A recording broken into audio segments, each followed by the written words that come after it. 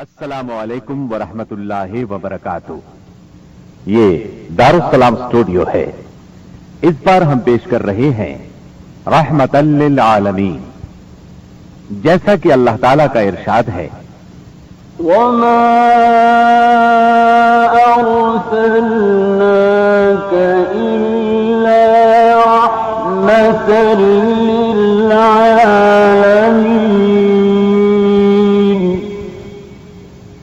नबी करीम सल्लल्लाहु अलैहि वसल्लम बनी नौ इंसान के लिए अल्लाह के आखिरी नबी हैं और आप पर नाजिल होने वाली किताब कुरान मजीद अल्लाह ताला की आखिरी किताब है। लिहाजा नबी करीम सल्लल्लाहु अलैहि वसल्लम की पाकीज़ा जिंदगी उम्मत मुस्लिमा के लिए ता क़यामत वाजिबुल इत्तिबा, रुश्द व हिदायत का अबदी सरचश्मा और ज़रिया नजात है। लक़द कान लकुम फ़ी रसूलिल्लाहि उस्वतुन हसनह।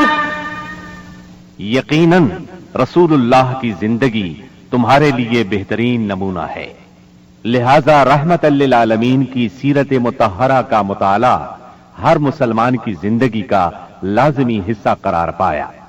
मुसलमान मर्दों, औरतों और बच्चों की इसी जरूरत के पेश नजर दारुस्सलाम स्टूडियो ने 8 कैसेट पर मुश्तमिल नबी रहमत सल्लल्लाहु अलैहि वसल्लम की सीरत तैयबा पर सेट तैयार किया है, जिसकी तैयारी में कुरान मजीद, सही अहादीस और मुस्तनद सीरत की किताबों से इस्तेफादा किया गया है।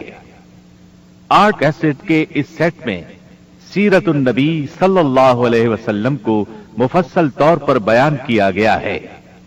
नबी सल्लल्लाहु अलैहि वसल्लम की जिंदगी के तमाम पहलू और वाकयात तरतीबवार, इंतहाई दिलचस्प अंदाज, खूबसूरत आवाज और आसान अल्फाज में बयान किए गए हैं।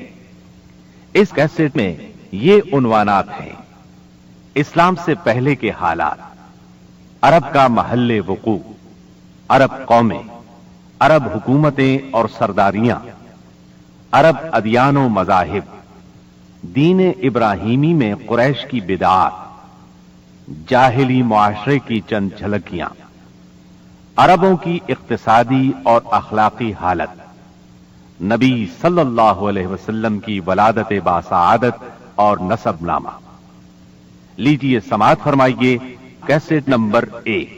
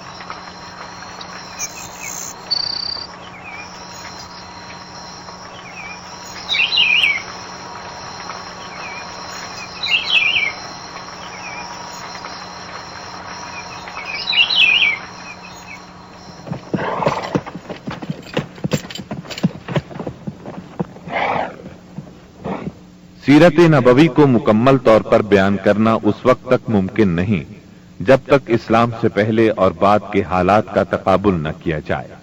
इसलिए हम असल मजमून से पहले इस हिस्से में इस्लाम से पहले अरब की कैफियत बयान करेंगे। अरब अक़वाम और उनकी मुआशरत का नक्शा खींचेंगे। फिर वो हालात बयान करेंगे जिनमें रसूलुल्लाह सल्लल्लाहु अलैहि वसल्लम की बेअसत हुई। लफ्ज़ अरब के लुग़वी माना सहरा और बेआब ग्याह जमीन के हैं। अहद कदीम से ये लफ्ज जजीरा नुमाए अरब और उसमें बसने वाली कौमों पर बोला गया है। अरब के मगरिब में बहर अहमर और जजीरा नुमाए सीना है। मशरिक में खलीज अरब और जुनूबी इराक का एक बड़ा हिस्सा है। जुनूब में बहर अरब है जो दर हकीकत बहर हिंद का फैलाव है। شمال میں ملک شام اور کسی قدر شمالی عراق ہے۔ ان میں سے بعض سرحدوں کے بارے میں اختلاف بھی ہے۔ کل رقبے کا اندازہ 10 لاکھ سے 13 لاکھ مربع میل تک کیا گیا ہے۔ نسلی اعتبار سے مورخین نے عرب اقوام کی 3 قسمیں قرار دی ہیں۔ نمبر 1، عرب بائدہ، یعنی وہ قدیم عرب قبائل اور قومیں جو بالکل ناپید ہو گئیں اور ان کے متعلق ضروری معلومات بھی دستیاب نہیں، مثلا عاد، سمود، تسم، جدیس، عمالقہ وغیرہ۔ نمبر 2، عرب عاربہ، یعنی وہ عرب قبائل جو یعرب بن یشجب بن قحطان کی نسل سے ہیں، انہیں قحطانی عرب کہا جاتا ہے۔ نمبر 3، عرب مستعربہ، یعنی وہ قبائل جو سیدنا اسماعیل علیہ السلام کی نسل سے ہیں، انہیں عدنانی عرب کہا جاتا ہے۔ عرب عاربہ یعنی قحطانی عرب کا اصل گہوارہ ملک یمن تھا۔ یہیں ان کے خاندان اور قبیلے مختلف شاخوں میں پھوٹے، پھیلے اور بڑھے۔ ان میں سے 2 قبیلوں نے بہت شہرت حاصل کی۔ ایک ہمیر، جس کی مشہور شاخیں زید الجمہور، قزاع اور سکاسک ہیں۔ دوسرا کہلان، جس کی مشہور شاخیں ہمدان، انمار، مزہج، تے، کندہ، لخم، جزام، ازد، اوس، خزرج اور اولاد جفنا ہیں، جنہوں نے آگے چل کر ملک شام میں بادشاہت قائم کی اور آل غسان کے نام سے مشہور ہوئے۔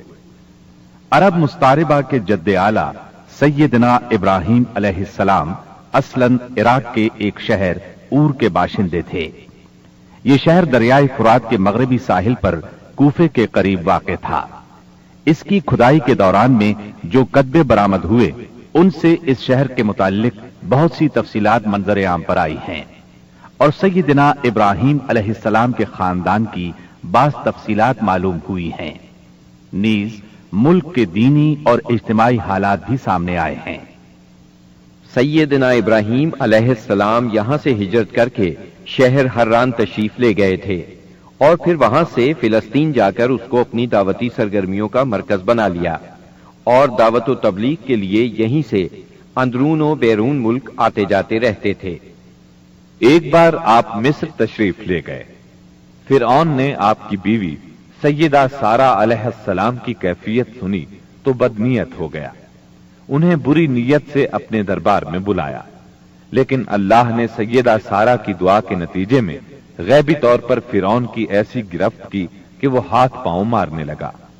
اس کی نیت بد اس کے منہ پر مار دی گئی، اور وہ اس حادثے کی نوعیت سے سمجھ گیا کہ سیدہ سارہ اللہ کی نہایت خاص اور مقرب بندی ہیں۔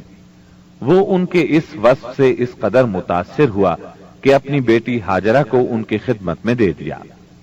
پھر سیدہ سارہ نے سیدہ ہاجرہ کو ابراہیم علیہ السلام کی زوجیت میں دے دیا۔ ابراہیم علیہ السلام ان دونوں کو لے کر فلسطین واپس تشریف لائے۔ پھر اللہ نے سیدہ ہاجرہ کے بطن سے ابراہیم علیہ السلام کو ایک فرزند ارجمن اسماعیل علیہ السلام عطا فرمایا۔ سیدہ سارہ بے اولاد تھیں، اس لیے انہیں بہت غیرت آئی، اور انہوں نے سیدنا ابراہیم علیہ السلام کو مجبور کیا کہ سیدہ ہاجرہ کو ان کے نوزائیدہ بچے سمیت جلا وطن کر دیں۔ حالات نے ایسا رخ اختیار کیا کہ انہیں سیدہ سارہ کی بات ماننا پڑی، اور وہ سیدہ ہاجرہ اور اسماعیل علیہ السلام کو لے کر حجاز تشریف لے گئے۔ وہاں انہیں ایک بے آب و گیاہ وادی میں اتار دیا۔ اسی جگہ آج بیت اللہ ہے، اس وقت نہیں تھا، صرف ٹیلوں کی طرح ابھری ہوئی زمین تھی۔ سیلاب آتا تو دائیں بائیں سے کترا کر نکل جاتا تھا۔ وہیں مسجد حرام کے بالائی حصے میں زمزم کے پاس ایک بہت بڑا درخت تھا۔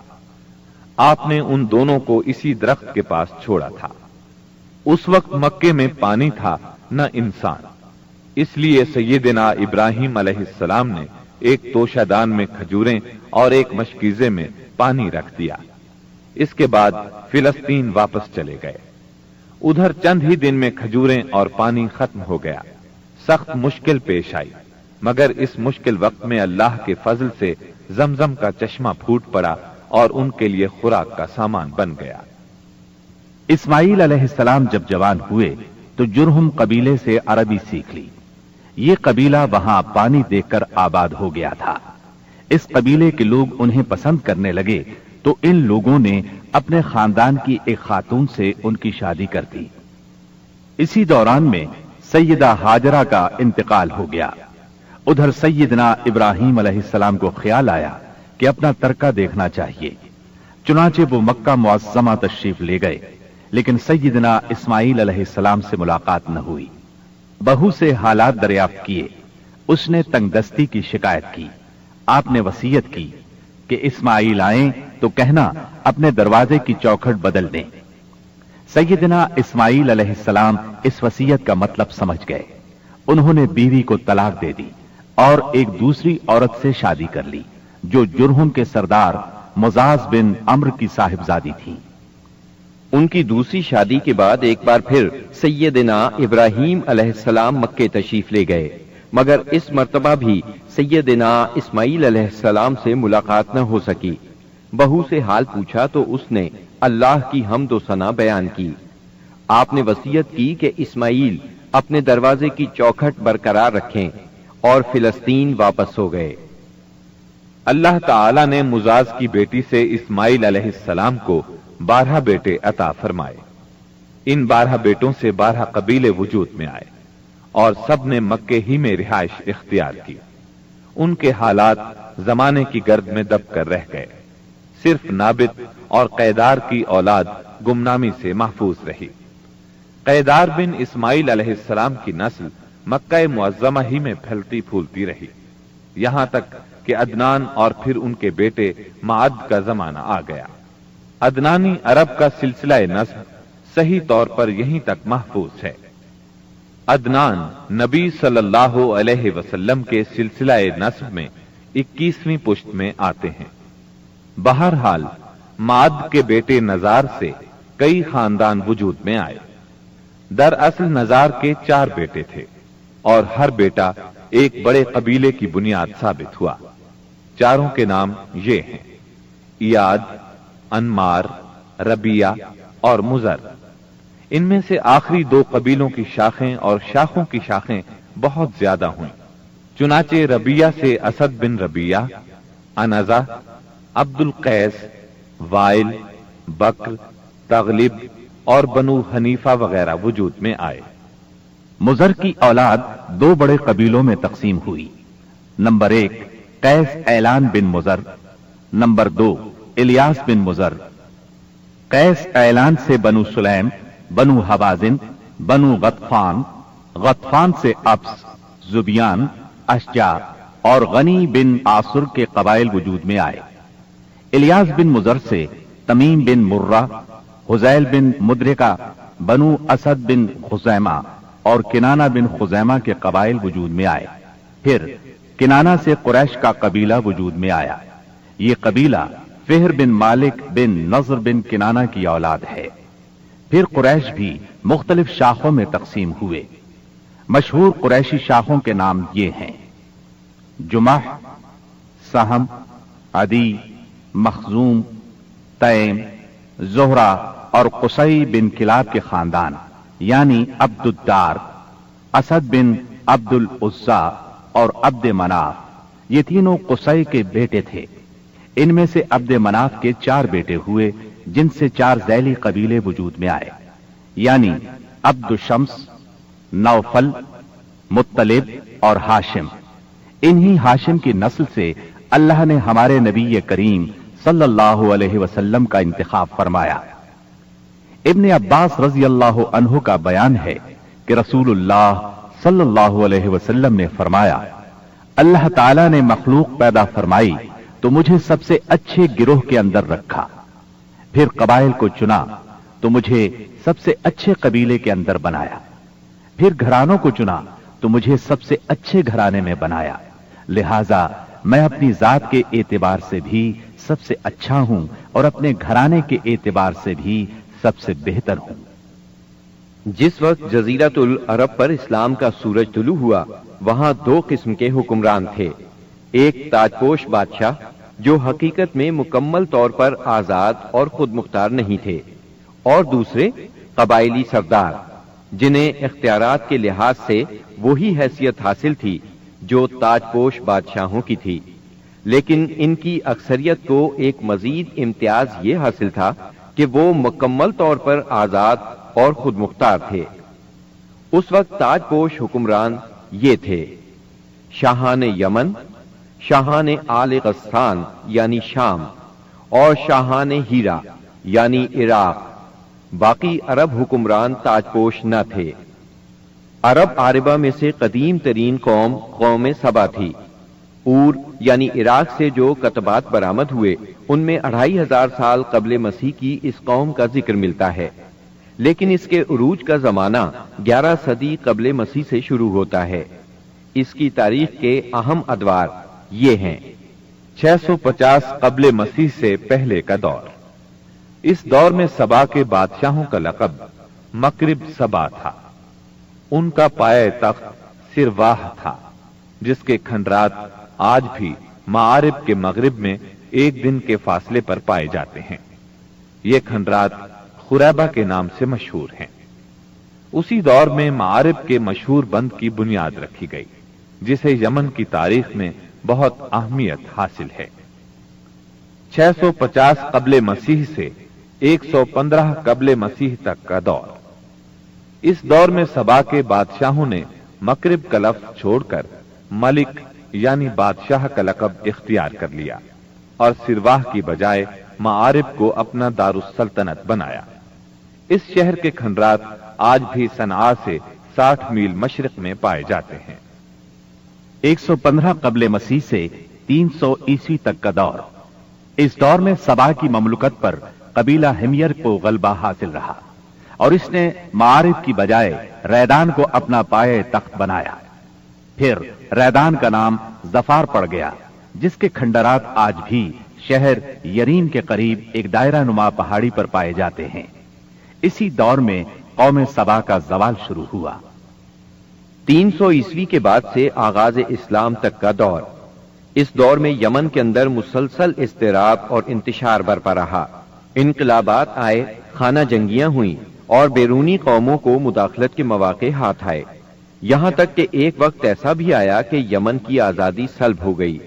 چنانچہ اسی دور میں رومیوں نے عدن پر فوجی قبضہ کیا اور ان کی مدد سے حبشیوں نے ہمیر اور ہمدان کی آپس میں کشمکش سے فائدہ اٹھایا اور 340 عیسوی میں پہلی بار یمن پر قبضہ کیا۔ یہ قبضہ 378 عیسوی تک برقرار رہا۔ اس کے بعد یمن کی آزادی تو بحال ہو گئی، مگر معارب کے مشہور بند میں رکھنے پڑنا شروع ہو گئے، یہاں تک کہ 450 عیسوی یا 451 عیسوی میں بند ٹوٹ گیا اور وہ عظیم سیلاب آیا جس کا ذکر قرآن مجید کی سورہ سبا میں سیل عرم کے نام سے کیا گیا ہے۔ پھر 523 عیسوی میں ایک اور سنگین حادثہ پیش آیا، وہ یہ کہ یمن کے یہودی بادشاہ زونواس نے نجران کے عیسائیوں پر ایک ہیبت ناک حملہ کیا۔ انہیں عیسائی مذہب چھوڑنے پر مجبور کرنے کی کوشش کی۔ جب وہ اس پر آمادہ نہ ہوئے تو زونواس نے خندقیں کھدوا کر انہیں بھڑکتی ہوئی آگ میں جھونک دیا۔ قرآن مجید کی سورہ بروج میں اسی لرزہ خیز واقعے کی طرف اشارہ موجود ہے۔ اس واقعے کا نتیجہ یہ ہوا کہ عیسائیت انتقام لینے پر تل گئی۔ وہ پہلے ہی رومی بادشاہوں کی قیادت میں بلا وجہ عرب کی فتوحات کے لیے تیاری کر چکے تھے، اپنے علاقوں کو وسیع کرنا چاہتے تھے۔ انہوں نے حبشیوں کو یمن پر حملے کی ترغیب دی، انہیں باہری بیڑا مہیا کیا۔ حبشیوں نے رومیوں کی شہ پا کر 525 عیسوی میں اریات کی قیادت میں 70,000 فوج سے یمن پر دوبارہ قبضہ کر لیا۔ قبضے کے بعد اریات نے شاہ حبش کے گورنر کی حیثیت سے یمن پر حکمرانی کی، لیکن پھر اس کی فوج کے ایک ماتحت کمانڈر ابرہا نے اسے قتل کر کے خود اقتدار پر قبضہ جما لیا اور شاہ حبش کو بھی راضی کر لیا کہ وہ اس کے قبضے کو تسلیم کر لے۔ یہ وہی ابرہا ہے جس نے بعد میں خانہ کعبہ کو ڈھانے کی کوشش کی اور ایک لشکر جرار کے علاوہ چند ہاتھیوں کو بھی فوج کشی کے لیے ساتھ لایا، جس کی وجہ سے یہ لشکر اصحاب الفیل کے نام سے مشہور ہوا۔ عراق اور اس کے نواحی علاقوں پر سائرس اعظم کے زمانے ہی سے اہل فارس کی حکمرانی چلی آ رہی تھی۔ اسے کوروش کبیر، خورس یا سائرس ذوالقرنین بھی کہا جاتا ہے۔ اس کا زمانہ 557 تا 529 قبل مسیح ہے۔ اس کے مقابلے میں کسی کو آنے کی جرت نہیں تھی، یہاں تک کہ 326 قبل مسیح میں سکندر مقدونی نے دارا اول کو شکست دے کر فارسیوں کی طاقت توڑ دی، جس کے نتیجے میں ان کا ملک ٹکڑے ٹکڑے ہو گیا اور طوائف الملوکی شروع ہو گئی۔ یہ انتشار 230 عیسوی تک جاری رہا۔ اسی دوران میں قحطانی قبائل نے اپنا وطن چھوڑ کر عراق کے ایک بہت بڑے اور شاداب سرحدی علاقے پر بود و باش اختیار کر لی۔ پھر عدنانی لوگ اپنا وطن چھوڑ کر اس طرف آئے۔ انہوں نے لڑ بھیڑ کر جزیرہ فراتیہ کے ایک حصے پر اپنا قبضہ جما لیا۔ ادھر 226 عیسوی میں اردشیر نے جب ساسانی حکومت کی داغ بیل ڈالی تو رفتہ رفتہ فارسیوں کی طاقت ایک بار پھر پلٹ آئی۔ اردشیر کے عہد میں حیرہ، بادیات العراق اور جزیرے کے ربیعی اور مزری قبائل پر جزیمت الوضاح کی حکمرانی تھی۔ شاہان حیرہ کے پاس فارسی فوج کی ایک یونٹ ہمیشہ رہا کرتی تھی، جس سے بادیہ نشین عرب باغیوں کی سرکوبی کا کام لیا جاتا تھا۔ یہ بات تو مشہور ہے کہ مکے میں آبادی کا آغاز سیدنا اسماعیل علیہ السلام سے ہوا۔ آپ نے 137 سال کی عمر پائی اور تاحیات مکے کے سربراہ اور بیت اللہ کے متولی رہے۔ آپ کے بعد آپ کے دو صاحبزادگان نابت پھر قیدار یا قیدار پھر نابت یکے بعد دیگرے مکے کے والی ہوئے۔ ان کے بعد ان کے نانا مزاز بن عمر جرہمی نے اقتدار اپنے ہاتھ میں لے لیا۔ اس طرح مکے کی سربراہی بنو جرہم کی طرف منتقل ہو گئی اور ایک مدت تک انہی کے ہاتھ میں رہی۔ سیدنا اسماعیل علیہ السلام کا زمانہ قریباً 2000 برس قبل مسیح ہے۔ اس حساب سے مکے میں قبیلہ جرہم کا وجود کوئی 2100 برس تک رہا اور ان کی حکمرانی قریباً 2000 برس تک رہی۔ بنو خزاعہ نے مکہ پر قبضہ کرنے کے بعد بنو بکر کو شامل کیے بغیر تنہا اپنی حکمرانی قائم کی۔ البتہ 3 اہم اور امتیازی منصب مزری قبائل کے حصے میں آئے۔ نمبر 1، حاجیوں کو عرفات سے مزدلفہ لے جانا اور یوم النفر یعنی 13 ذی الحجہ کو مینا سے روانگی کا پروانہ دینا۔ یہ حج کے سلسلے کا آخری دن ہے۔ یہ اعزاز الیاس بن مزر کے خاندان بنو غوث بن مرہ کو حاصل تھا۔ یہ صوفہ کہلاتے تھے۔ نمبر 2، 10 ذی الحجہ کی صبح کو مزدلفہ سے مینا کی جانب افاضہ یعنی روانگی۔ یہ اعزاز بنو عدوان کو حاصل تھا۔ نمبر 3، حرام مہینوں کو آگے پیچھے کرنا۔ یہ اعزاز بنو کنانہ کی ایک شاخ بنو تمیم بن عدی کو حاصل تھا۔ مکہ معظمہ پر بنو خزاعہ کا اقتدار کوئی 300 برس تک قائم رہا۔ یہی زمانہ تھا جب عدنانی قبائل مکے اور حجاز سے نکل کر نجد، عراق کے اطراف اور بحرین وغیرہ میں پھیلے اور مکے کے اطراف میں قریش کی صرف چند شاخیں باقی رہیں، مگر مکے کی حکومت اور بیت اللہ کی تولیت میں ان کا کوئی حصہ نہ تھا، یہاں تک کہ قصی بن کلاب کا دور آیا۔ قصی نے مکے کا بندوبست اس طرح کیا کہ قریش کو مکے کے اطراف سے بلا کر پورا شہر ان پر تقسیم کر دیا اور ہر خاندان کا ٹھکانہ مقرر کر دیا۔ البتہ مہینے آگے پیچھے کرنے والوں کو نیز آل صفوان، بنو عدوان اور بنو مرہ بن عوف کو ان کے مناصب پر برقرار رکھا، کیونکہ قصی سمجھتا تھا کہ یہ بھی دین ہے، اس میں رد و بدل کرنا درست نہیں۔ قصی کا ایک کارنامہ یہ بھی ہے کہ اس نے حرم کعبہ کے شمال میں دار الندوہ تعمیر کیا۔ اس کا دروازہ مسجد کی طرف تھا۔ دار الندوہ دراصل قریش کی پارلیمنٹ تھی، جہاں تمام بڑے بڑے اور اہم معاملات کے فیصلے ہوتے تھے۔ قریش پر دار الندوہ کے بڑے احسانات ہیں क्योंकि ये उनके इत्तिहाद का जामिन था और यहीं उनके उलझे हुए मसाइल आसान तरीके से तय होते थे। कुसै को सरबराही और अजमत के ये मर्तबे हासिल थे। नंबर 1, दारुल नदवा की सदारत, जहां बड़े बड़े मुआमलात के बारे में मशवरे होते थे और जहां ये लोग अपनी बेटियों की शादियां भी करते थे। नंबर 2, लिवा यानी जंग का परचम कुसै ही के हाथों बांधा जाता था। नंबर 3, हिजाबत यानी खाना काबा की पासबानी। इसका मतलब यह है कि खाना काबा का दरवाजा कुसै ही खोलता था। खाना काबा की खिदमत उसी के जिम्मे थी, चाबी बरदार भी वही था। नंबर 4, सिकाया यानी पानी पिलाना। इसकी सूरत कुछ यूं थी कि हौज में हाजियों के लिए पानी भर दिया जाता था, उसमें कुछ खजूर और किशमिश डालकर उसे शीरी बनाया जाता था। हुज्जाज जब मक्के आते तो उसे पीते थे। नंबर 5, रिफादा यानी हाजियों की मेजबानी। हाजियों के लिए बतौर जियाफत खाना तैयार किया जाता था। इस मकसद के लिए कुसै ने कुरैश पर एक खास रकम मुकर्रर कर रखी थी। ये रकम हज के मौसम में कुसै के पास जमा हो जाती थी। वो इस रकम से हाजियों के लिए खाना तैयार कराता था। जो लोग तंगदस्त होते या जिनके पास तोशा न होता वो यही खाना खाते थे। इनके अलावा कुछ और ओहदे भी थे जिन्हें कुरैश ने आपस में तकसीम कर रखा था। उनकी तफसील ये है। नंबर 1, ऐसार यानी फालगिरी, किस्मत का हाल दरियाफ्त करने के लिए बुतों के पास जो तीर रखे रहते थे उनकी तौलियत। ये मनसब बनु जुमाह को हासिल था। नंबर 2, मालियात का नज्म यानी बुतों का तकर्रुब हासिल करने के लिए जो नजराने और कुर्बानियां पेश की जाती थीं उनका इंतजाम करना, झगड़ों और मुकद्दमात का फैसला करना। ये काम बनु सहम को सौंपा गया। नंबर 3, शूरा, ये एजाज बनु असद को हासिल था। नंबर 4, अशनाक यानी दियत और जुर्मानों का नज्म। इस मनसब पर बनु तैम फाइज थे। नंबर 5, उकाब यानी कौमी परचम उठाना। ये बनु उमैया का काम था। नंबर 6, कुब्बा यानी फौजी कैंप का इंतजाम और शाह सवारों की क़ियादत। ये काम बनु मखजूम के हिस्से में आया था।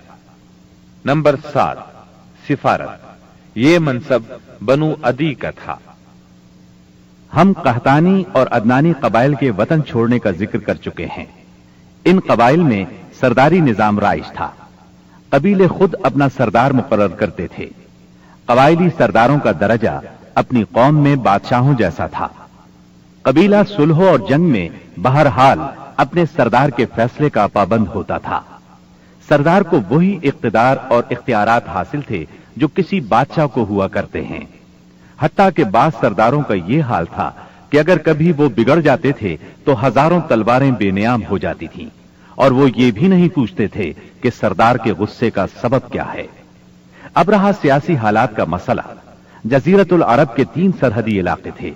ये तीनों गैर मुमालिक के पड़ोस में थे। इनकी सियासी हालत सख्त परेशान कुन थी। वहां इंतशार की कैफियत थी। सूरत हाल जवाल पजीर थी। इंसान मालिक था या गुलाम, हाकिम था या महकूम, बस इन्हीं 2 तबकों में बटा हुआ था। तमाम तर फवायद सरबराहों को, खास तौर पर गैर मुल्की सरबराहों को हासिल थे और सारा बोझ गुलामों के सर था। वो तरह तरह के जुल्म सितम बर्दाश्त करते थे। जुबान नहीं खोल सकते थे क्योंकि हुक्मरानी जबरी थी। इंसानी हुकूक नाम की किसी चीज का दूर दूर तक वजूद नहीं था।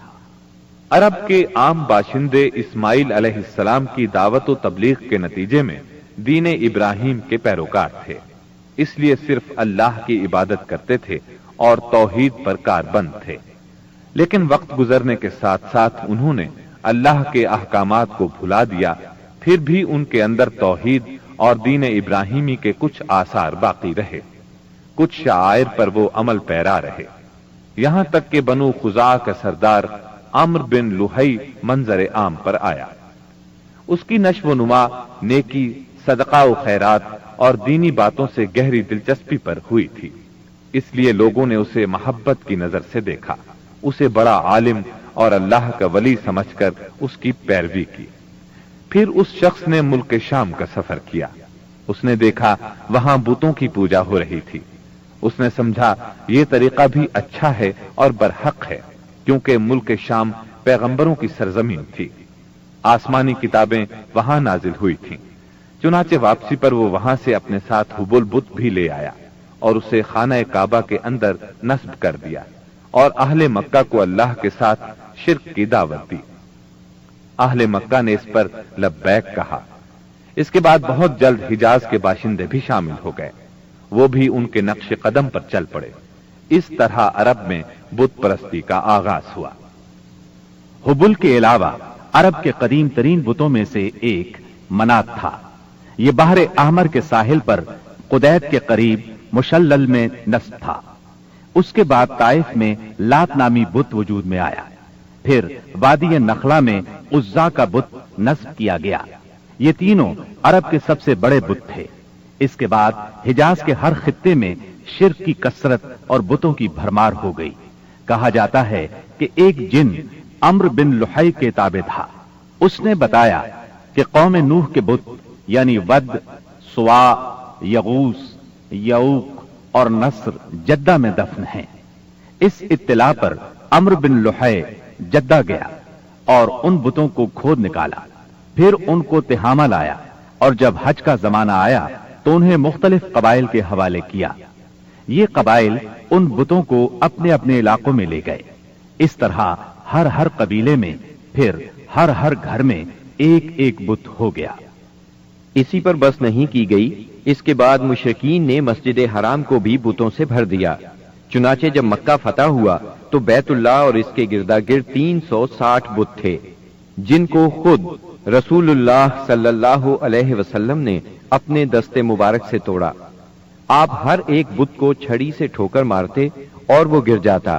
پھر آپ نے حکم دیا، ان تمام بتوں کو مسجد حرام سے باہر نکال دو۔ چنانچہ ان سارے بتوں کو مسجد حرام سے باہر نکال کر جلا دیا گیا۔ غرض شرک اور بت پرستی اہل جاہلیت کے دین کا سب سے بڑا مظہر بن چکی تھی، اور ان لوگوں کو یہ گھمنڈ بھی تھا کہ وہ سیدنا ابراہیم علیہ السلام کے دین پر ہیں۔ پھر اہل جاہلیت کے یہاں بت پرستی کے کچھ خاص طریقے بھی رائج تھے، جو زیادہ تر عمرو بن لحی کے گھڑے ہوئے تھے۔ یہ جاہل لوگ سمجھتے تھے کہ عمرو بن لحی کے طریقے دین ابراہیمی میں تبدیلی نہیں بلکہ بدعت حسنہ ہیں۔ ان میں بت پرستی کی کیا کیا رسمیں رائج تھیں، اس کی تفصیل بھی سن لیں۔ نمبر 1، اس دور کے جاہل مشرک بتوں کے پاس مجاور بن کر بیٹھتے تھے، ان کی پناہ ڈھونڈتے تھے، انہیں زور زور سے پکارتے تھے، حاجت روائی اور مشکل کشائی کے لیے ان کو پکارتے تھے اور سمجھتے تھے کہ وہ اللہ سے سفارش کر کے ہماری مراد پوری کرا دیں گے۔ نمبر 2، وہ بتوں کا حج اور طواف کرتے تھے، ان کے سامنے عجز و نیاز سے پیش آتے تھے اور انہیں سجدہ کرتے تھے۔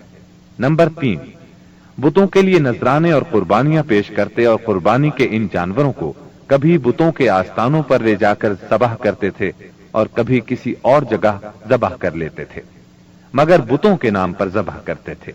ذبح کی ان دونوں صورتوں کا ذکر اللہ تعالیٰ نے سورۃ المائدہ کی آیت نمبر 3 میں کیا ہے۔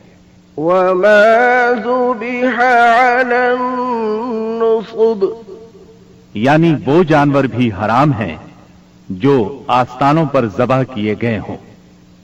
دوسری جگہ یعنی سورہ انعام کی آیت 121 میں فرماتے ہیں، وَلَا تَأْكُلُوا مِمَّا لَمْ يُذْكَرِ اسْمُ اللَّهِ عَلَيْهِ،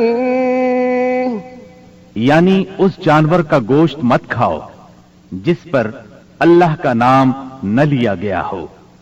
نمبر 4، بتوں کا قرب حاصل کرنے کا ایک طریقہ یہ بھی تھا کہ مشرقین اپنی سمجھ کے مطابق اپنے کھانے پینے کی چیزوں اور اپنی کھیتی اور چوپائے کی پیداوار کا ایک حصہ بتوں کے لیے خاص کرتے تھے۔ اس سلسلے میں ان کا دلچسپ رواج یہ تھا کہ وہ اللہ کے لیے بھی اپنی کھیتی اور جانوروں کی پیداوار کا ایک حصہ خاص کرتے تھے۔ پھر مختلف اسباب کی بنا پر اللہ کا حصہ تو بتوں کی طرف منتقل کر سکتے تھے، لیکن بتوں کا حصہ کسی بھی حال میں اللہ کی طرف منتقل نہیں کر سکتے تھے۔ اس بری عادت کا تذکرہ بھی اللہ تعالی نے سورہ انعام کی آیت 136 میں کیا ہے۔ وَجَعَلُوا لِلَّهِ مِمَّا ذَرَأَ مِنَ الْحَرْثِ وَالْأَنْعَامِ نَصِيبًا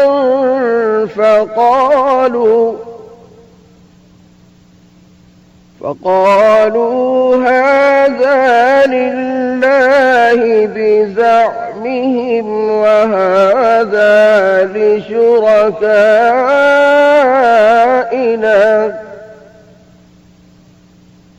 فما كان لشركائهم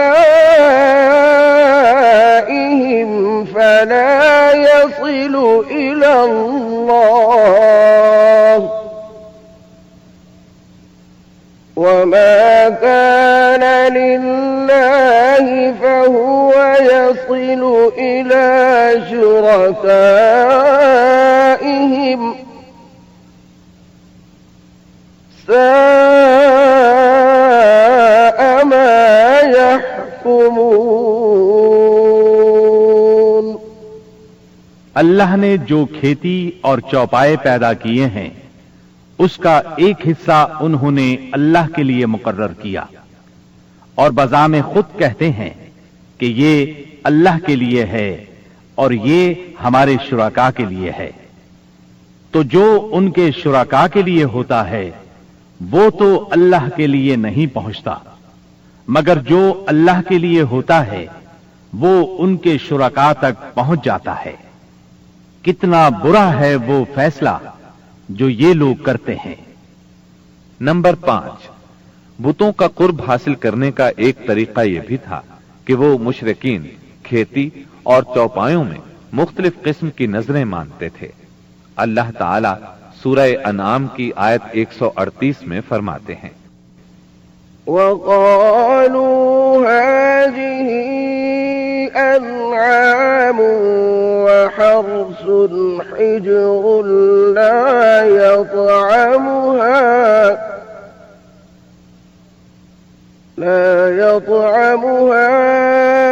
إلا من نشاء بزعمهم لا يطعمها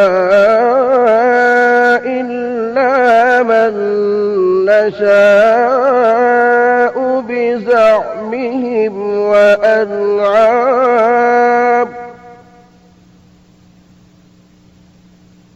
وأنعام حرمت ظهورها وأنعام لا يذكرون اسم الله عليها وأنعام لا يذكرون اسم الله عليها افتراء عليه۔ ان مشرکین نے اپنے خیال پر یہ بھی کیا کہ یہ چوپائے اور کھیتیاں ممنوع ہیں، انہیں وہی کھا سکتا ہے جسے ہم چاہیں، اور یہ وہ چوپائے ہیں جن کی پیٹھ حرام کی گئی ہے، یعنی نہ ان پر سواری کی جا سکتی ہے اور نہ سامان لادا جا سکتا ہے، اور کچھ چوپائے ایسے ہیں جن پر یہ لوگ اللہ پر افتراء کرتے ہوئے اللہ کا نام نہیں لیتے۔ یہ تھے ان کے عقائد۔ انہی جانوروں میں بحیرہ، صائبہ، وسیلہ اور حام تھے۔ سیرت نگار ابن اسحاق کہتے ہیں، بحیرہ صائبہ کی بچی کو کہا جاتا ہے اور صائبہ اس اونٹنی کو کہا جاتا ہے جس سے پے در پے 10-12 مادہ بچے پیدا ہوں، درمیان میں کوئی نر نہ ہو۔ ایسی اونٹنی کو آزاد چھوڑ دیا جاتا تھا، اس پر سواری نہیں کی جاتی تھی، اس کے بال بھی نہیں کاٹے جاتے تھے، اور مہمان کے سوا اس کا دودھ کوئی نہیں پی سکتا تھا۔ इसके बाद ये ऊँटनी जो मादा बच्चा जनती उसका कान चीर दिया जाता और उसे भी उसकी मां के साथ आजाद छोड़ दिया जाता। उस पर सवारी भी न की जाती, उसके बाल न काटे जाते और मेहमान के सिवा कोई उसका दूध न पीता। इसी को बहीरा कहते हैं और साहिबा इसकी मां है। वसीला उस बकरी को कहा जाता था जो 5 मरतबा पै दर पै 2-2 मादा बच्चे जनती थी, यानी 5 बार में 10 मादा बच्चे पैदा होते, दरमियान में कोई नर न पैदा होता। इस बकरी को इसलिए वसीला कहा जाता था कि वो सारे मादा बच्चों को एक दूसरे से जोड़ देती थी। उसके बाद इस बकरी से जो बच्चे पैदा होते उन्हें सिर्फ मर्द खा सकते थे, औरतें नहीं खा सकती थीं। अलबत्ता अगर कोई बच्चा मुर्दा पैदा होता तो उसको मर्द औरत सभी खा सकते थे। हाम उस नर ऊंट को कहते थे जिसकी जुफ्ती से पै दर पै 10 मादा बच्चे पैदा होते, दरमियान में नर ना पैदा होता। ऐसे ऊंट की पीठ महफूज कर दी जाती थी, ना उस पर सवारी की जाती, ना बाल काटे जाते, बल्कि उसे ऊंटों के रेवड़ में जुफ्ती के लिए आजाद छोड़ दिया जाता। इसके सिवा उससे कोई और फायदा ना उठाया जाता। अरब अपने बुतों के साथ ये सब कुछ इस अकीदे से करते थे कि ये बुत उन्हें अल्लाह के करीब कर देंगे और अल्लाह के हुजूर उनकी सफारिश कर देंगे। चुनाचे मुशरिकीन जो कहते थे, कुरान करीम में अल्लाह ताला ने सूरह जुमर की आयत नंबर 3 में इस तरह तज़किरा किया है, ما نعبدهم إلا ليقربونا إلى الله زلفى हम उनकी इबादत सिर्फ इसलिए कर रहे हैं कि वो हमें अल्लाह के करीब कर दें। इसी तरह कुरान करीम की सूरह यूनुस आयत 18 में ये अल्फाज आए हैं, وَيَعْبُدُونَ مِن دُونِ اللَّهِ مَا لَا يَضُرُّهُمْ وَلَا يَنفَعُهُمْ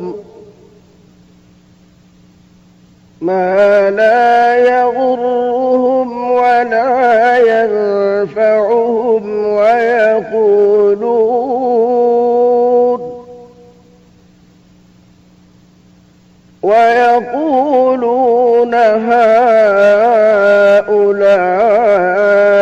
شفعاؤنا عند الله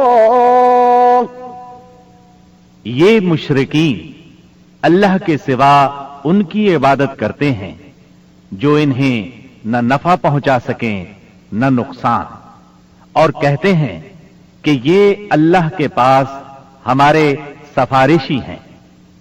मुशरिकीन अरब काहिनों, अर्राफों और नजूमियों की खबरों पर भी ईमान रखते थे। काहिन उसे कहते हैं जो आने वाले वाकयात की पेशगोई करे और जो छुपे हुए राजों के जानने का दावा करे। नजूमी उसे कहते हैं जो सितारों पर गौर करके उनकी रफ्तार और औकात का हिसाब लगाकर पता लगाता है कि दुनिया में आइंदा क्या हालात व वाकयात पेश आएंगे। इन नजूमियों की खबरों को मानना दरअसल सितारों पर ईमान लाना है।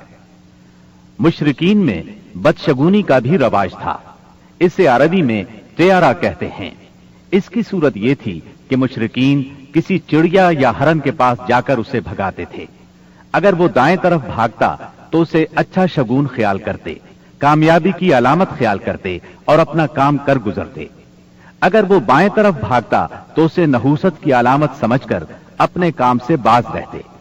इसी तरह अगर कोई चिड़िया या जानवर रास्ता काट देता तो उसको मनहूस ख्याल करते। इसी से मिलती जुलती एक हरकत ये थी कि मुशरिकीन खरगोश के टखने की हड्डी लटकाते थे और बाज दिनों, बाज महीनों, जानवरों, घरों और औरतों को मनहूस समझते थे। आज के दौर में भी ऐसी बातें सुनने में आती हैं, काली बिल्ली रास्ता काट गई, अल्लाह खैर करे वगैरह। कुरैश की एक बिदत ये थी कि वो कहते थे, हम सैयदना इब्राहिम अलैहिस्सलाम की औलाद हैं, हरम के पासबान, बैतुल्लाह के वाली और मक्के के बाशिंदे हैं। कोई शख्स हमारा हम मर्तबा नहीं और न किसी के हुकूक हमारे हुकूक के मुसावी हैं। اسی لیے یہ لوگ اپنا نام ہمس یعنی بہادر رکھتے تھے، لہذا ہمارے شایان شان نہیں کہ ہم حدود حرم سے باہر جائیں۔ چنانچہ حج کے دوران میں یہ لوگ عرفات نہیں جاتے تھے اور نہ وہاں سے افاضہ کرتے تھے، بلکہ مزدلفہ ہی میں ٹھہر کر وہیں سے افاضہ کر لیتے تھے۔ اللہ تعالی نے اس بدعت کی اصلاح کرتے ہوئے سورہ بقرہ کی آیت 199 میں فرمایا، ثم أفيضوا من حيث أفاض الناس، یعنی تم لوگ بھی وہیں سے افاضہ کرو جہاں سے سارے لوگ افاضہ کرتے ہیں۔ ان کی ایک بدعت یہ بھی تھی کہ انہوں نے بیرون حرم کے باشندوں کو حکم دے رکھا تھا کہ وہ حرم میں آنے کے بعد پہلا طواف ہمس سے حاصل کیے ہوئے کپڑوں ہی میں کریں۔ چنانچہ ان کا کپڑا اگر دستیاب نہ ہوتا تو مرد ننگے طواف کرتے اور عورتیں اپنے سارے کپڑے اتار کر صرف ایک چھوٹا سا کھلا کرتا پہن لیتی اور اسی میں طواف کرتی اور دوران طواف یہ شعر پڑھتی، اليوم يبدو بعضه أو كله وما بدأ منه فلا أحله، آج کچھ یا ساری شرمگاہ کھل جائے گی، لیکن جو کھل جائے میں اسے دیکھنا حلال قرار نہیں دیتی۔ اللہ تعالیٰ نے ان خرافات کے خاتمے کے لیے سورہ آراف کی آیت نمبر 31 میں فرمایا، يا بني آدم خذوا زينتكم عند كل مسجد، یعنی اے آدم کے بیٹو، ہر مسجد کے پاس اپنی زینت اختیار کرو۔ یہی دین یعنی شرک و بت پرستی اور توہمات و خرافات پر مبنی عقیدے والا دین عام اہل عرب کا دین تھا۔ اس کے علاوہ جزیرۃ العرب کے مختلف اطراف میں یہودیت، مسیحیت، مجوسیت اور سابعیت نے بھی قدم جما لیے تھے۔ جزیرۃ العرب میں یہود کا دور اس وقت سے شروع ہوتا ہے جب فلسطین میں بابل اور آشور کی حکومت کی فتوحات کی وجہ سے یہودیوں کو اپنا وطن چھوڑنا پڑا۔ اس حکومت کی سخت گیری اور بخت نصر کے ہاتھوں یہودی بستیوں کی تباہی اور ویرانی، ان کے ہیکل کی بربادی اور ان کی اکثریت کی ملک بابل سے جلا وطنی کا نتیجہ یہ ہوا کہ یہود کی ایک جماعت فلسطین چھوڑ کر حجاز کے شمالی اطراف میں آ بسی اور یثرب، خیبر اور تیماء میں آباد ہو کر یہاں اپنی باقاعدہ بستیاں بسا لی، قلعے تعمیر کر لیے اور گڑھیاں بنا لی۔ وطن چھوڑ کر آنے والے ان یہود کے ذریعے عرب باشندوں میں کسی قدر یہودی مذہب کا بھی رواج ہوا اور اسلام کے ظہور سے پہلے اس کو بھی ایک اچھی بھلی حیثیت حاصل ہو گئی۔ اسلام کے ظہور کے وقت مشہور یہودی قبائل یہ تھے: خیبر، نذیر، مستلق، قریظہ اور قینقاع۔ جہاں تک عیسائی مذہب کا تعلق ہے، بلاد عرب میں اس کی آمد حبشی اور رومی قبضہ گیروں اور فاتحین کے ذریعے ہوئی۔ یمن پر حبشیوں کا قبضہ پہلی بار 340 عیسوی میں ہوا اور 378 عیسوی تک برقرار رہا۔ اس دوران یمن میں مسیحی مشن کام کرتا رہا۔ قریباً اسی زمانے میں ایک متقی اور پرہیزگار شخص فیمیون نجران پہنچا اور وہاں کے باشندوں میں عیسائی مذہب کی تبلیغ کی۔ نجران کے لوگوں کو اس کے دین میں کچھ ایسی سچی علامات نظر آئیں کہ وہ عیسائی ہو گئے۔ جہاں تک مجوسی مذہب کا تعلق ہے تو اسے زیادہ تر اہل فارس کے ہمسایہ عربوں میں فروغ حاصل ہوا، مثلا عراق، عرب، بحرین، ہجر اور خلیج عربی کے ساحلی علاقے۔ ان کے علاوہ یمن پر فارسی قبضے کے دوران میں وہاں بھی اکا دکا افراد نے مجوسیت قبول کی۔ باقی رہا صابی مذہب، تو عراق کے آثار قدیمہ کی کھدائی کے دوران جو کتبات برآمد ہوئے ان سے پتہ چلتا ہے کہ یہ ابراہیم علیہ السلام کی کلدانی قوم کا مذہب تھا۔ دور قدیم میں شام و یمن کے بہت سے باشندے بھی اسی مذہب کے پیروکار تھے۔ عرب کے باقی دینوں کے ماننے والوں کا حال مشرکین ہی جیسا تھا، کیونکہ ان کے دل یکساں تھے، عقائد ایک سے تھے اور رسم و رواج میں ہم آہنگی تھی۔ جزیرۃ العرب کے سیاسی اور مذہبی حالات بیان کرنے کے بعد اب وہاں کے اجتماعی، اقتصادی اور اخلاقی حالات کا خاکہ مختصراً پیش کرتے ہیں۔ عرب آبادی مختلف طبقات میں بٹی ہوئی تھی۔ ہر طبقے کے حالات ایک دوسرے سے بہت زیادہ مختلف تھے۔ چنانچہ معزز طبقے میں مرد اور عورت کا تعلق خاصا ترقی یافتہ تھا۔ عورت کو بہت کچھ خود مختاری حاصل تھی، اس کی بات مانی جاتی تھی، اس کا اس قدر احترام اور حفاظت کی جاتی کہ اس کی خاطر تلواریں سونت لی جاتی تھی، خون ریزی ہو جاتی تھی۔ آدمی جب اپنی شجاعت اور بہادری پر بات کرنا چاہتا، اپنی تعریف کرنا چاہتا تو عموماً عورت ہی کو مخاطب کرتا۔ شجاعت اور سخاوت کی صفات کو ان کے درمیان بہت بڑا مقام حاصل تھا۔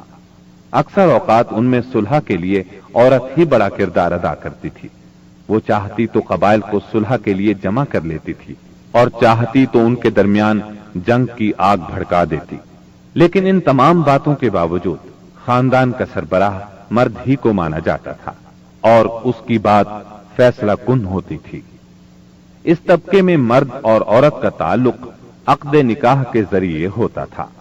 یہ نکاح عورت کے ولیوں کی نگرانی میں انجام پاتا تھا۔ عورت کو ان کی ولایت کے بغیر نکاح کا حق نہیں تھا۔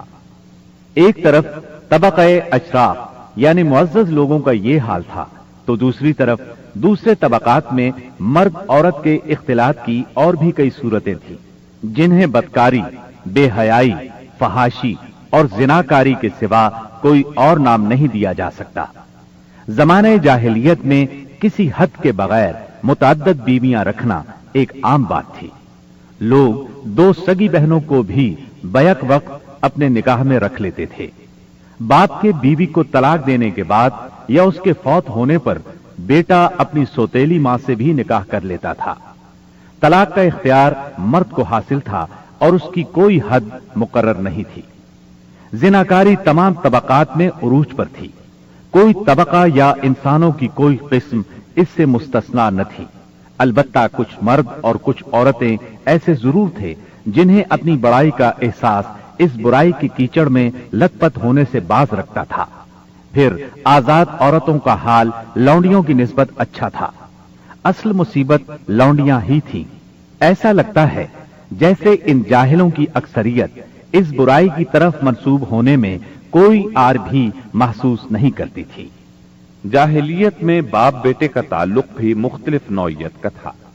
کچھ تو ایسے تھے جو کہتے تھے انما اولادنا بیننا اکبادنا تمشی علی الارض، یعنی ہماری اولاد ہمارے کلیجے ہیں جو روئے زمین پر چلتے پھرتے ہیں۔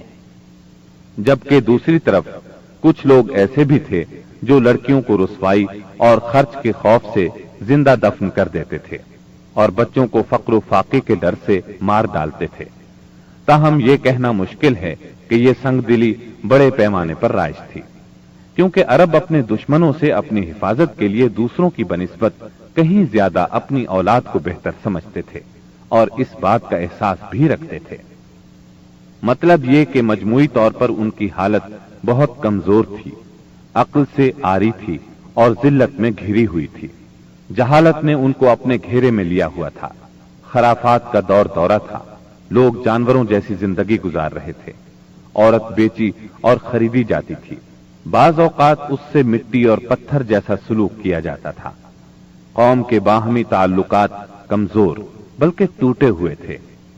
رہ گئیں حکومتیں تو ان کو صرف اپنا خزانہ بھرنے سے غرض تھی یا مخالفوں پر فوج کشی کرنے کی فکر۔ اقتصادی حالت بھی خراب تھی، صرف تجارت ان کے نزدیک ضروریات زندگی حاصل کرنے کا سب سے اہم ذریعہ تھی، اور تجارت کے لیے امن و سلامتی کی فضا کا ہونا ضروری ہے، ورنہ تجارتی آمد و رفت نہیں ہو سکتی۔ جبکہ ان کا حال یہ تھا کہ سوائے حرمت والے مہینوں کے امن اور سلامتی کا کہیں وجود نہ تھا۔ یہی وجہ ہے کہ صرف حرمت والے مہینوں میں عرب کے مشہور بازار اوکاز، ذی المجاز اور مجنہ لگتے تھے۔ جہاں تک صنعتوں کا معاملہ ہے تو عرب اس میدان میں ساری دنیا سے پیچھے تھے۔ کپڑے کی بنائی اور چمڑے کی دباغت وغیرہ کی شکل میں جو چند صنعتیں پائی بھی جاتی تھیں وہ زیادہ تر یمن، ہیرا اور شام سے ملے ہوئے علاقوں میں تھی۔ البتہ اندرون عرب گلہ بانی اور کھیتی باڑی کا کسی قدر رواج تھا۔ ساری عرب عورتیں سوت کاٹتی تھیں، لیکن مشکل یہ تھی کہ سارا مال و متاع ہمیشہ لڑائیوں کی زد میں رہتا تھا۔ غربت عام تھی، لوگ ضروری لباس تک سے محروم تھے۔ یہ بات تو مشہور ہے کہ اہل جاہلیت میں کمینی اور رذیل عادات پائی جاتی تھی، عقل کے خلاف باتوں کی بھرمار تھی، تاہم ان میں کچھ پسندیدہ اخلاق بھی تھے۔ ان اخلاق کو دیکھ کر انسان دنگ رہ جاتا تھا۔ نمبر 1، کرم و سخاوت۔ یہ اہل جاہلیت کی خوبی تھی جس میں وہ ایک دوسرے سے آگے نکل جانے کی کوشش کرتے تھے، اور اس پر فخر کرنے کا عالم یہ تھا کہ عرب کے آدھے اشعار اسی کی نظر ہو جاتے تھے۔ اس وصف کی بنیاد پر کوئی اپنی تعریف کرتا تھا تو کوئی دوسروں کی۔ حالت یہ تھی کہ سخت سردی اور بھوک کی حالت میں بھی کوئی مہمان آ جاتا اور میزبان کے پاس اپنی سواری والی اونٹی کے سوا کچھ نہ ہوتا، اور کنبے کی ضرورت پوری کرنے کا ذریعہ بھی صرف وہی سواری ہوتی تو اپنے مہمان کے لیے ذبح کر دیتا۔ یہ ان کے کرم ہی کا نتیجہ تھا کہ بڑی بڑی دیت اور مالی ذمہ داریاں اٹھا لیتے تھے، اور اس طرح انسانوں کو بربادی اور خون ریزی سے بچا کر دوسرے رئیسوں اور سرداروں کے مقابل فخر کرتے تھے۔ وہ جوا کھیلتے تھے۔ ان کا خیال تھا یہ بھی سخاوت کی ایک راہ ہے، کیونکہ انہیں جو نفع حاصل ہوتا یا نفع حاصل کرنے والوں کے حصے سے جو کچھ زائد بچ رہتا اس کو وہ مسکینوں کو دے دیتے تھے۔ اسی لیے قرآن پاک نے شراب اور جوئے کے نفع کا سرے سے انکار نہیں کیا، بلکہ سورہ بقرہ کی آیت 219 میں فرمایا، وَإِثْمُهُمَا أَكْبَرُ مِن نَّفْعِهِمَا، یعنی ان دونوں کا گناہ ان کے نفع سے بڑھ کر ہے۔ نمبر 2، ایفائے عہد یعنی وعدے کا پورا کرنا۔ دور جاہلیت کے اخلاق فاضلہ میں سے ہے۔ عہد کو ان کے نزدیک دین کی حیثیت حاصل تھی، جس سے وہ ہر حال میں چمٹے رہتے تھے، اور اس راستے میں اپنی اولاد کا خون اور اپنے گھر بار کی تباہی بھی ہیج سمجھتے تھے۔ نمبر 3، خودداری اور عزت نفس۔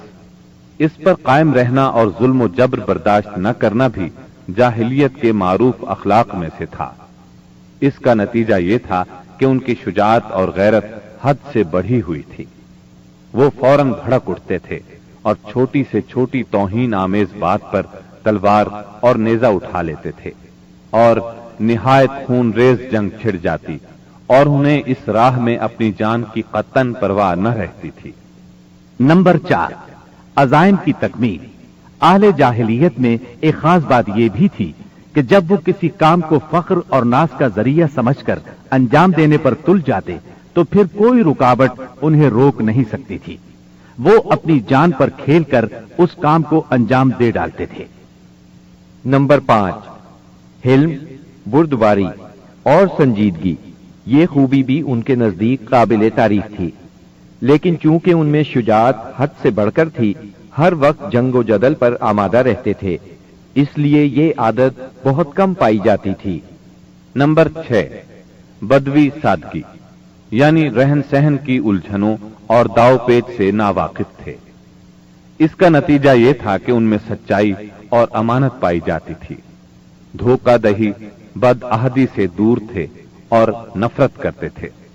ہم سمجھتے ہیں کہ جزیرت العرب کو ساری دنیا سے جو جغرافیائی نسبت حاصل تھی، اس کے علاوہ یہی وہ قیمتی اخلاق تھے جن کی وجہ سے اہل عرب کو بنی نوع انسان کی قیادت اور رسالت عامہ کا بوجھ اٹھانے کے لیے منتخب کیا گیا تھا، کیونکہ یہ اخلاق اگرچہ بعض اوقات شر اور فساد کا سبب بن جاتے تھے اور ان کی وجہ سے المناک حادثات بھی پیش آ جاتے تھے، لیکن اپنی نوعیت کے بڑے قیمتی اخلاق تھے۔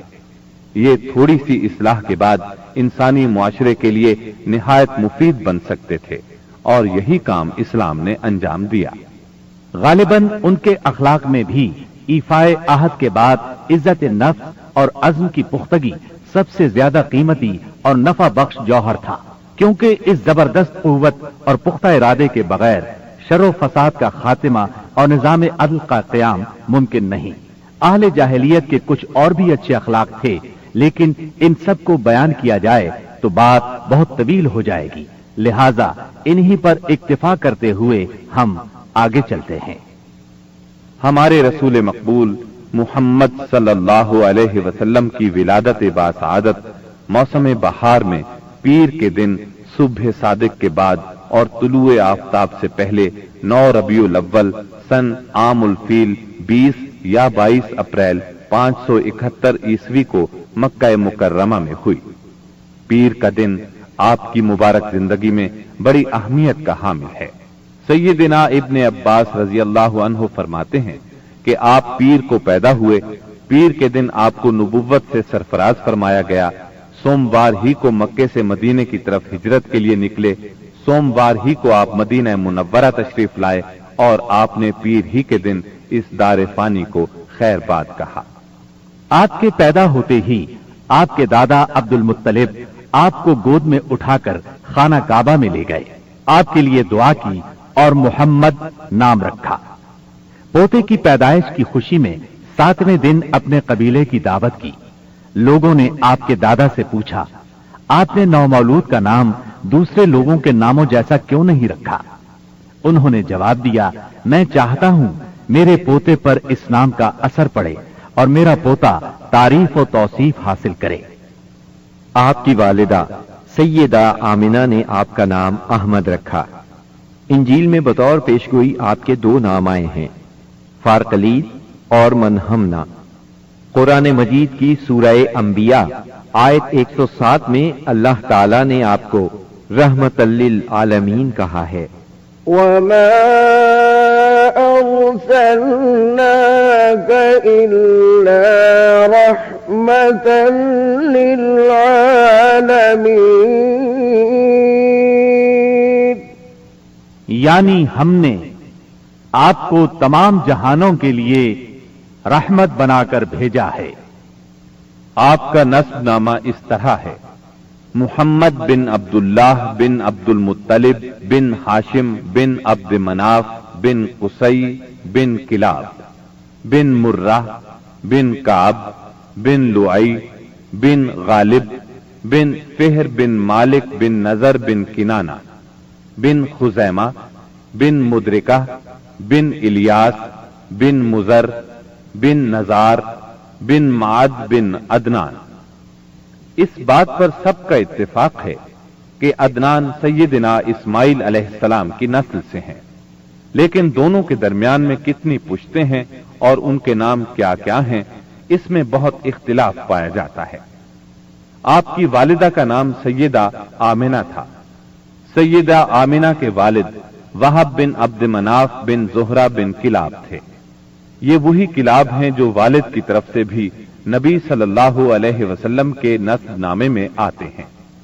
उनका असल नाम उर्वा या हकीम था, लेकिन कुत्तों के जरिए बकसरत शिकार खेला करते थे, इसलिए किलाब के नाम से मशहूर हो गए। अरबी में किलाब कुत्तों को कहते हैं। आप इस्माइल अलैहिस्सलाम की औलाद में से हैं। इस्माइल अलैहिस्सलाम की खातिर जब अल्लाह ताला ने जमजम का कुआं जारी किया तो कबाइल जुरहुम और एयाद के खाना बदोश अरब सैयदा हाजरा की इजाजत से वहां आकर रिहाइश पजीर हुए। काबे के मुतवल्ली इस्माइल अलैहिस्सलाम और उनकी औलाद रही। एक अरसे के बाद बनु जुरहुम और सैयदना इस्माइल की औलाद में काबे की तौलियत के सिलसिले में झगड़ा हुआ तो काबे की खिदमत और तौलियत औलाद इस्माइल और बनु जुरहुम में तकसीम हो गई। और जब बनु खुज़ा ने लड़कर मक्के पर कब्जा किया तो एक मुद्दत तक काबे की तौलियत भी उनके पास रही, लेकिन बनु इस्माइल बहरहाल मक्के ही में रहे। उनके एक फर्द किलाब ने शिमाली अरब में कबीला खुज़ा में शादी की। उससे कुसै पैदा हुए। वो जवान होकर अपने कबीले में वापस आ गए। खुसर की वफात के बाद कुसै ने अपने ननिहाल की मदद से बनु खुज़ा को मजबूर किया कि वो शहर छोड़कर मुज़ाफात में जा बसा। बनु खुज़ा के सरदार ने کعبے کے قیمتی چڑھاووں کو زمزم کے کنویں میں ڈال کر اس کو پاٹ دیا اور کنواں غائب ہو گیا۔ پھر قصی کو بہت بڑا اقتدار حاصل ہوا، اس کی اولاد پھلی پھولی اور اسے قوم کا بہت بڑا سردار تسلیم کیا گیا۔ قصی نے مکے میں ایک شہری مملکت کا آغاز کیا، وہاں دارالندوہ یعنی پارلیمنٹ اور ٹیکس کے نئے محکمے قائم کیے، لیکن وفات کے وقت حکومت اپنے بچوں میں تقسیم کر دی۔ کسی کو کعبے کی رکھوالی سونپی، کسی کو چابی دی، کسی کو فوج کی قیادت تو کسی کو ٹیکس کا حساب کتاب سونپا۔ بعد کی نسلوں میں انتظامات کی مزید تقسیم در تقسیم ہوئی۔ آغاز اسلام کے وقت وہاں 10 سرداروں کی ایک مجلس کار فرما نظر آتی تھی۔ قصی کے 4 بیٹے تھے، ان میں عبد مناف بڑے نامور اور صاحب عزت ہوئے۔ عبد مناف کے بھی 4 بیٹے تھے، ان میں ہاشم شہرت میں سبقت لے گئے۔ ہاشم آپ کے پردادا تھے، بہت دولت مند ہونے کے ساتھ ساتھ سخاوت، مروت اور احسان میں بھی بے مثال تھے۔ ہاشم کہلانے کی وجہ یہ تھی کہ ان کے عہد میں ایک مرتبہ مکہ مکرمہ میں قحط پڑ گیا۔ یہ فلسطین گئے اور اونٹوں پر آٹے کی بہت سی بوریاں لاد لائے، بہت سے اونٹ ذبح کیے، ان کا شوربہ تیار کیا، روٹیاں پکوائیں، ان روٹیوں کو شوربے میں بھگو بھگو کر اہل شہر کو کھلاتے رہے۔ عرب اس کھانے کو حشیم اور سرید کہتے ہیں۔ معزز سامعین، ابھی آپ دارالسلام اسٹوڈیو سے سیرت طیبہ پر مشتمل رحمت للعالمین کے سیٹ کی پہلی کیسٹ سن رہے تھے۔